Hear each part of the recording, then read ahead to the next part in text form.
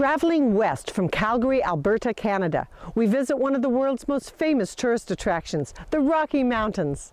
The grand natural wonders of Jasper and Banff National Parks and the neighboring Bighorn Wildland offers exciting outdoor adventure and incredible scenic beauty.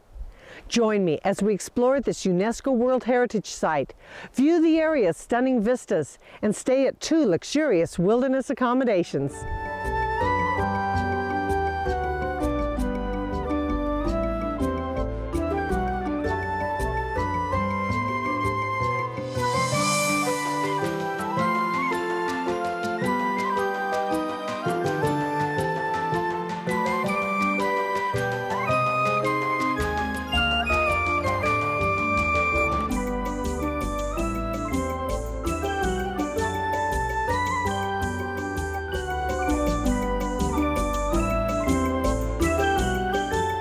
Within the city of Calgary, environmental education and enjoyment can be found at the Sandy Cross Conservation Area and the Calgary Zoo. One can see native prairie plants, farmland, and exotic animals. Hi, I'm Nadine Sauter and I'm the Environmental Education Interpreter here at the Ann and Sandy Cross Conservation Area. The Ann and Sandy Cross Conservation Area is 4,800 acres of grassland, both native and introduced, and aspen forest.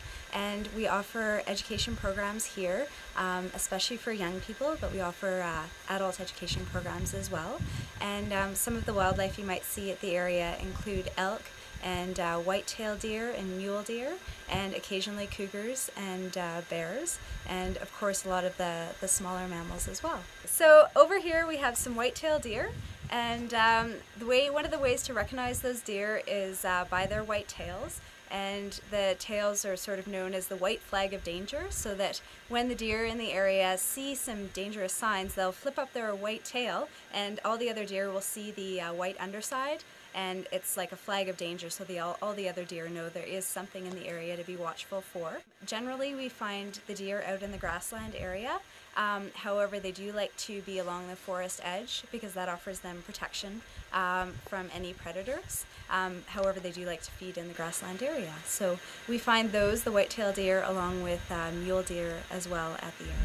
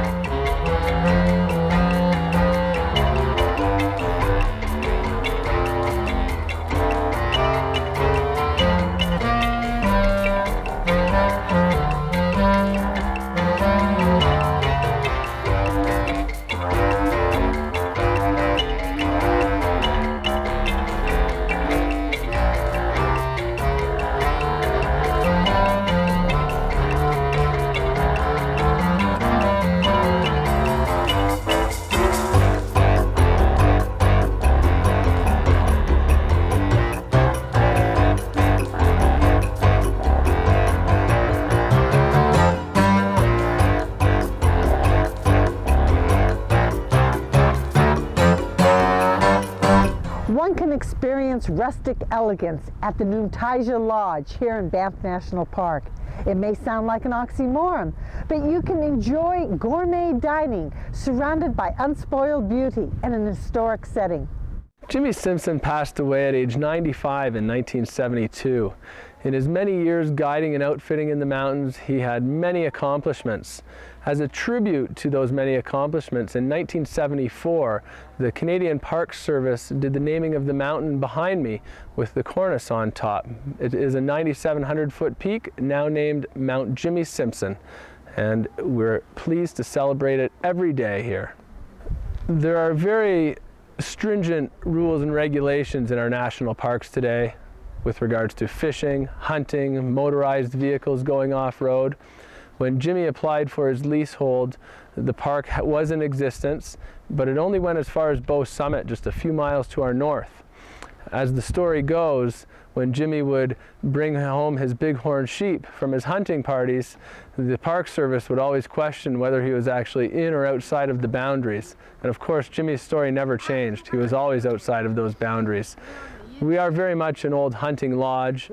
We have heads around the dining room, indicative of the many species in the Canadian Rockies, and it gives our guests a real interesting opportunity to appreciate the animals that are in the area.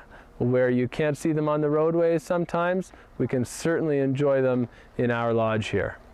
Hi, my name is Tatiana O'Donnell, and I feel privileged to be an artist in residence here at Num-ti-jah Lodge in Banff National Park. And I do paintings on plein air and also in my studio, mostly landscapes in acrylic and oils. And this one is in acrylic, which is easier to work with for me in the landscape. I'm in awe of all the beauty when I come out here, and when I take a look at the landscape, what I usually do is prepare a sketch and take a look at the composition to see what glacier, what tree, what mountains to include in the composition.